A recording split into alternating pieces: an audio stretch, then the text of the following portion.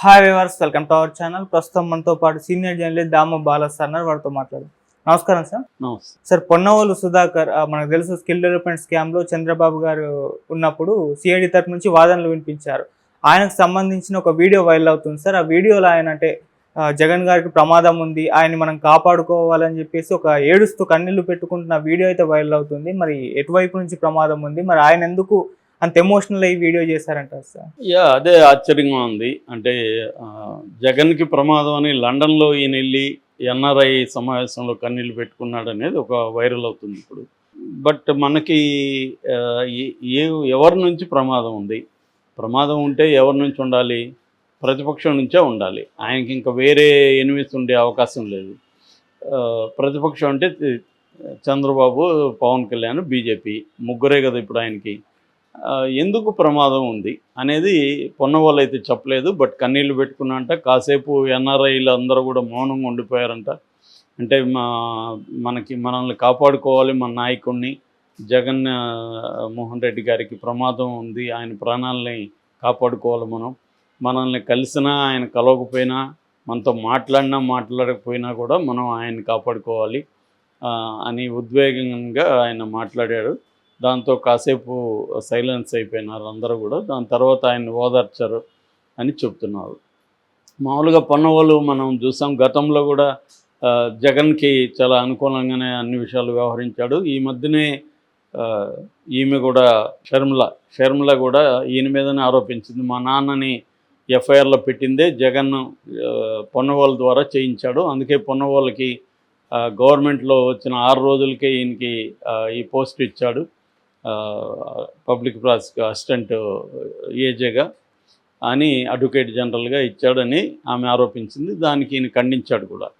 So జనరల్గానే Ponnavolu కొంత emotional character అనిపిస్తుంది మనకు. అనేక ప్రెస్ మీట్లో చూసినా కూడా కొంత ఆవేశానికి లోన్ కావడం ఇవన్నీ ఉంటుంది.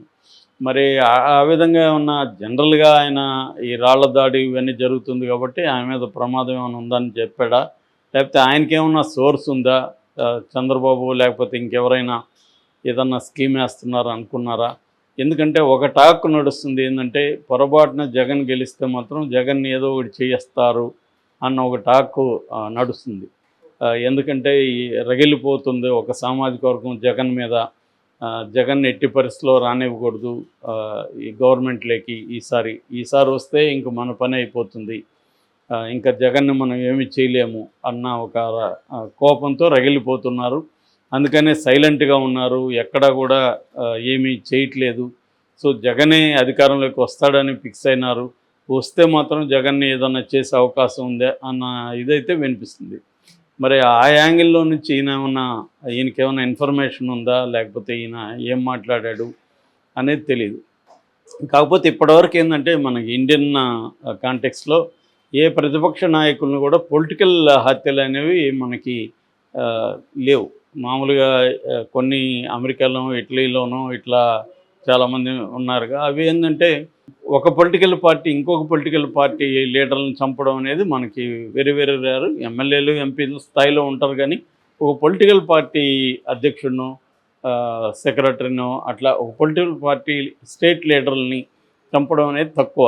అది ఏమన్నా టెర్రరిస్టులు ఇందిరాగాంధీని, ఎల్టీటీ వాళ్ళు రాజీవ్ గాంధీని ఇలాగా చంపిన సందర్భాలు ఉన్నాయి, కానీ ఒక పొలిటికల్ పార్టీ ఇంకొక పొలిటికల్ పార్టీని ఇట్లాగా చంపడం అనేది ఉండదు. అట్లా ఉన్నప్పుడు ఏమవుతుందంటే రేపొద్దున అదే పొలిటికల్ పార్టీ రివర్స్లో వీళ్ళని కూడా చంపే అవకాశం ఉంది ఒకసారి దానికి తెరదీస్తే. అందువల్ల బతికించి పోరాటం చేయాలనుకుంటారు తప్ప చంపి పోరాటం చేయాలని అనుకోరు ఏ పొలిటికల్ పార్టీ అయినా. ఆ రకంగా తెలుగుదేశం అయినా, లేకపోతే జనసేన అయినా, బీజేపీ అయినా జగన్కి హాని చేస్తారనేది చెప్పలేము. బట్ వాళ్ళు డైరెక్ట్గా చేయకుండా ఇండైరెక్ట్గా ఇప్పుడు రాళ్ళు వేయించారు. ఆ మధ్య కత్తితో లాస్ట్ 2018లో ఆయనతో కత్తితో దాడి చేశాడు. ఇలాగా ఎవరో అనామకులు చేసినట్టుగా చేయించే అవకాశాలు ఏమైనా ఉన్నాయా? మరి ఎందుకు ఈయన అంత టెన్షన్ పడి అంత కన్నీళ్లు పెట్టుకోవాల్సిన అవసరం ఉంది అనేది ఇప్పుడు మిలియనర్ల ప్రశ్న. అయితే ఇది బాగా వైరల్ అవుతుంది మెల్లగా. ఇది ఏమన్నా ప్లాన్డ్గానే వైసీపీ వాళ్ళు ఇలాగా వైరల్ చేస్తున్నారా?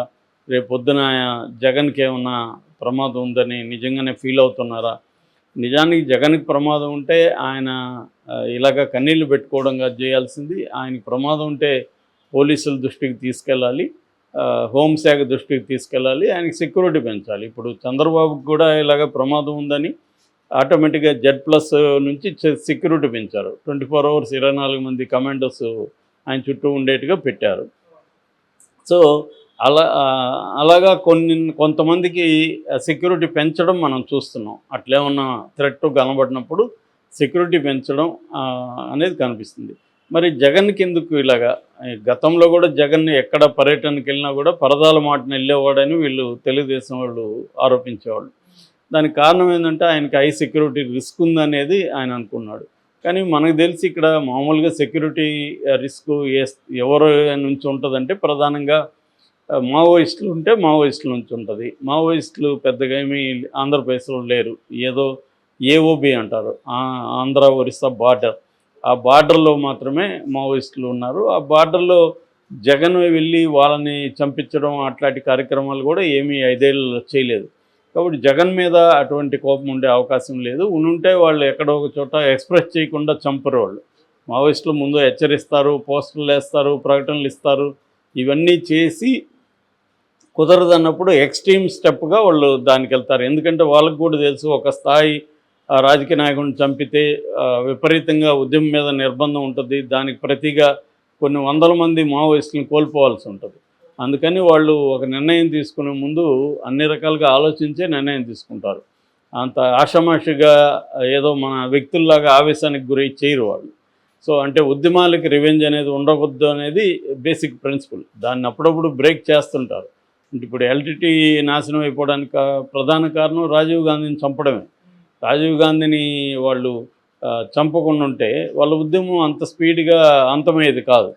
ఎందుకంటే మొత్తం ఇండియా గవర్నమెంటు కోఆపరేట్ చేసి LTTని అణచివేయడానికి శ్రీలంకకి హెల్ప్ చేసింది. ఇక్కడ ఇండియాలో LTTకి సరిపోయే సరఫరాలు కానీ, ఇక్కడ షెల్టర్స్ కానీ, ఫండ్ కానీ దీన్నంతా కూడా ఆపేసింది.